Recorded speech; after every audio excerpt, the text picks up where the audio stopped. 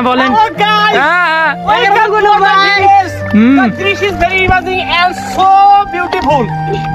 Hello guys, আশা করি সকলেই ভালো আছেন। আমি ভালো। থাম্বনেল এবং ভিডিওর শুরুটা দেখে বুঝতেই পারছেন এখানে গ্রামের ঐতিহ্য এবং নৌকার মাঝে ছোট করে একটা বনভোজনের আয়োজন করা হয়েছে এবং এখানে আছে দুইটা নৌকা এবং আমরা তিনজন ক্যামেরাম্যান সহ মোট চারজন।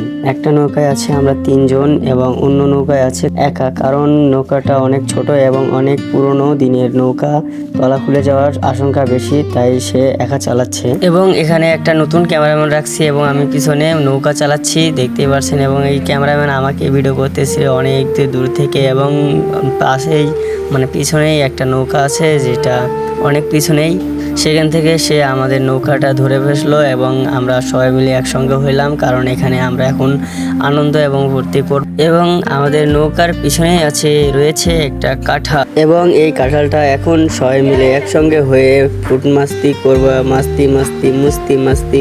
সো গাইস, আপনাদের সবাইকে আমাদের এখানে দাওয়াত রইল কাঁঠাল খাওয়ার জন্য। সবাই আসবেন এবং আমাদের সঙ্গে উপভোগ করবেন, মাস্তি করবেন।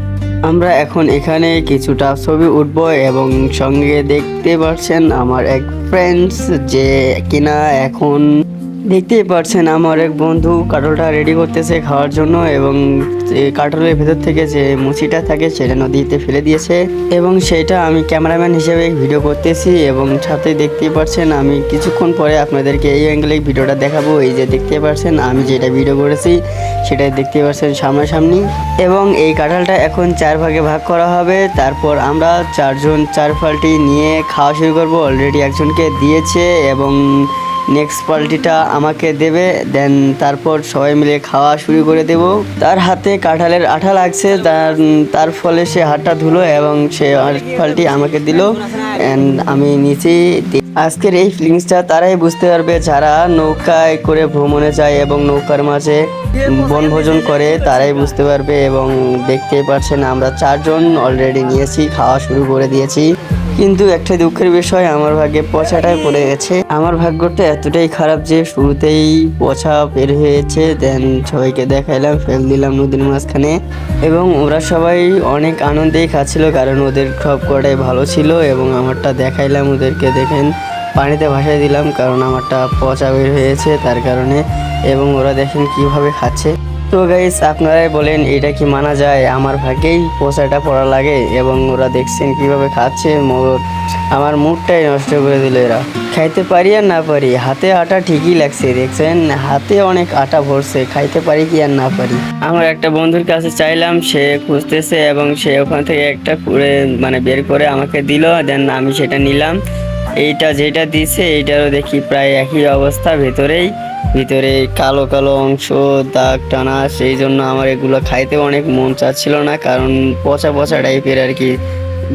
আরেকজন ধোয়ার চেষ্টা করছিল যে ধুলে নাকি শেষ হয়, দেন তারপরেও কিছুই হয়নি, কারণ বুঝতেই হবে এটা আমি, কারণ আমার ভাগ্যে এসবই জুটবে, এটা স্বাভাবিক। তো গাইস, অনেক হইলো ঘোরাঘুরি, এখন আমরা যাব নৌকা নিয়ে ঘুরতে। দেন এখানে একজন নৌকা একাই চালাচ্ছে, দেন তারপরেও নৌকাটা ডুবে যাচ্ছিল।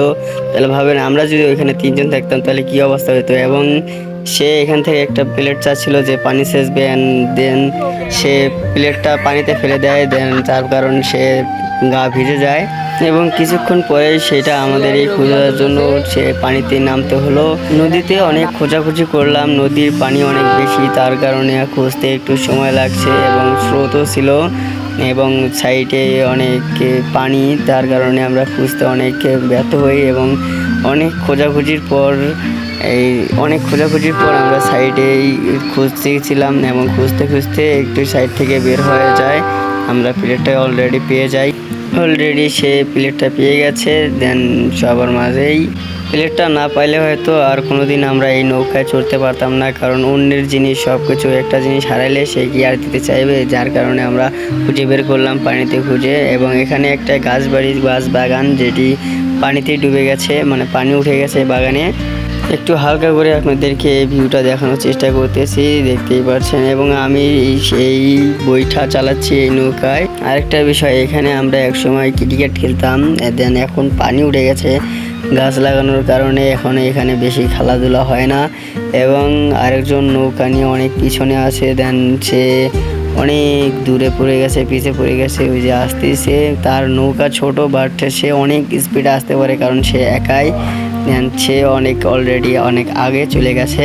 এখন আমরা যাচ্ছি নৌকাওয়ালাকে নৌকা দিতে, কারণ অনেক সময় হলো আমরা নৌকাটি নিয়ে এসেছি, প্রায় 4 ঘন্টা হলো নৌকাটি নিয়ে এসেছি। নিয়ে আসার পর আমরা নৌকা রেখে গাছে চড়েছি, কাঁঠাল পেরেছি, দেন তারপর নৌকা নিয়ে মাঝখানে নিয়ে এসেছি নৌকায়, এবং নৌকার মাঝে আমরা সেই বনভোজন করেছি কাঁঠাল দিয়ে।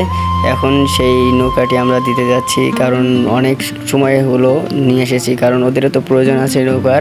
যাওয়ার পথের ভিউগুলো দেখেন, দেখার মতোই থাকবে, এবং দেখতেই পাচ্ছেন অনেক সুন্দর সুন্দর ভিউ, সামনে আরও অনেক সুন্দর ভিউ রয়েছে। এবং দেখেন সে একাই কত স্প্রে যাচ্ছে, এবং সামনে দ্রুত চলে গেছে, এবং সামনে একটা বাগান মানে বনের মতো দেখতে পাচ্ছেন। এইখানে অনেক জঙ্গল রয়েছিল এবং এখনও আছে, যা এখন কম পানির কারণে, এবং সেখানে এখন পানি উঠে গেছে। আমরা অলরেডি নৌকাওয়ালাকে নৌকা দেওয়ার জন্য অনেক কাছাকাছি এসে পড়েছি। এবং সো গাইস, যারা এখনও আমার চ্যানেলটি সাবস্ক্রাইব করেননি দ্রুত সাবস্ক্রাইব করুন। ধন্যবাদ গাইস, আজকে যাত্রা এখান থেকে শেষ, এই পর্যন্তই। নেক্সট ভিডিওর জন্য অবশ্যই চ্যানেলটি সাবস্ক্রাইব